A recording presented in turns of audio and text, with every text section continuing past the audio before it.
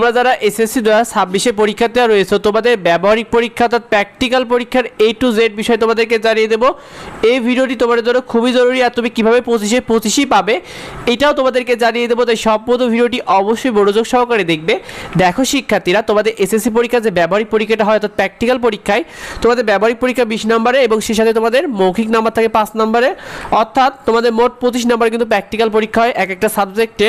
তো তোমাদের কোন কোন সাবজেক্টে ব্যবহারিক পরীক্ষা হবে? পদার্থবিজ্ঞান, রসায়ন, জীববিজ্ঞান, উচ্চতর গণিত, কৃষিশিক্ষা, গার্হস্থ্য বিজ্ঞান এবং তথ্য প্রযুক্তি, যেটা সবারই রয়েছে। এই পরীক্ষাগুলোতে কিন্তু ব্যবহারিক পরীক্ষা রয়েছে শিক্ষার্থী। তো তোমরা যারা সায়েন্সের শিক্ষার্থীরা রয়েছে তোমাদের 5টা সাবজেক্টে ব্যবহারিক পরীক্ষা অর্থাৎ প্র্যাকটিক্যাল পরীক্ষা হবে।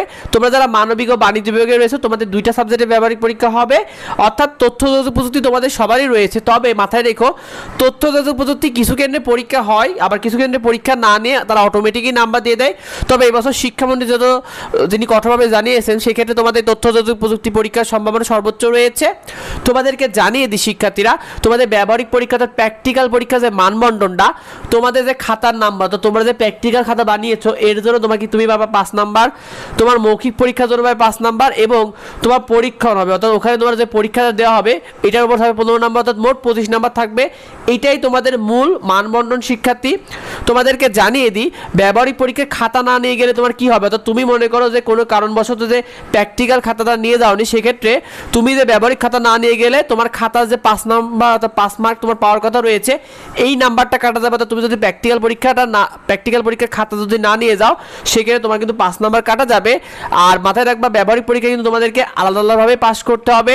বিশেষ করে 25-এর মধ্যে তোমাকে 8 নাম্বার পেলেই কিন্তু তুমি ব্যবহারিক অংশে পাস করবে। শিক্ষার্থী, ব্যবহারিক পরীক্ষা তোমাদের কবে হবে? দেখো, এসএসসি 2026 তোমাদের ব্যবহারিক পরীক্ষাটা 7 জুন থেকে 14 জুন পর্যন্ত হবে। আর ব্যবহারিক পরীক্ষা দেওয়ার আগে অবশ্যই তোমার যে প্র্যাকটিক্যাল খাতাটা রয়েছে এইটা অবশ্যই তোমার যে নিজ স্কুলে যে শিক্ষকরা রয়েছে তাদের কাছে গিয়ে তুমি স্বাক্ষর করিয়ে আনবে, অর্থাৎ নিজ স্কুলে যে শিক্ষক থাকবেন তোমাদের প্র্যাকটিক্যাল খাতা সাইন করার জন্য তার কাছে তোমরা ইতিমধ্যে যে সাইন করে আনবে, কারণ এইটা ছাড়া কিন্তু তোমাকে ব্যবহারিক পরীক্ষার খাতাটা কিন্তু তোমার গ্রান্টেড হবে না। সুতরাং তোমাকে অবশ্যই ব্যবহারিক পরীক্ষার আগে তোমার নিজ স্কুলে শিক্ষকদের দিয়ে স্বাক্ষর করিয়ে আনবে। এই ব্যবহারিক পরীক্ষার দিন কি নিয়ে যাবে? দেখো, এমনি দিনের মতোই তুমি সেই অ্যাডমিট কার্ড, তোমার রেজিস্ট্রেশন কার্ড, পেন্সিল, রাবার, কাটার তো নিয়ে যাবে। সেই সাথে তোমার প্র্যাকটিক্যাল যে খাতাটা তুমি যেটা বানিয়েছো সেই খাতাটা তোমাকে কিন্তু নিয়ে যেতে হবে এবং ক্যালকুলেটরটাও সাথে করে নিয়ে যাবে শিক্ষার্থী। তো এই বিষয়গুলো তোমাদের ব্যবহারিক পরীক্ষার দিন তোমাদের লাগবে। ব্যবহারিক পরীক্ষাটা কিভাবে হবে? দেখো, এসএসসি পরীক্ষার ব্যবহারিক পরীক্ষা যে খাতাটা তোমার রয়েছে এখান থেকে যে কোনো একটা পরীক্ষণ তারা চিত্রসহ বলবে যে তুমি এঁকে দেখাও এবং সেই সাথে বর্ণনাটাও লিখে দিতে হবে। তারা একটা খাতা দিবে, সেই খাতায় তোমাকে এই ব্যবহারিক পরীক্ষার খাতা থেকে একটা পরীক্ষণ বা চিত্র তারা আঁকাতে দিবে এবং লিখতে দেবে। অর্থাৎ এটা অনেকে ব্যবহারিক খাতা অনেক কেন্দ্রে দেখেও লিখতে দেয়, আবার অনেক জায়গায় না দেখেও অর্থাৎ তোমাদের ব্যবহারিক খাতাটা না দেখেও কিন্তু এটাকে লিখে দিতে হয়।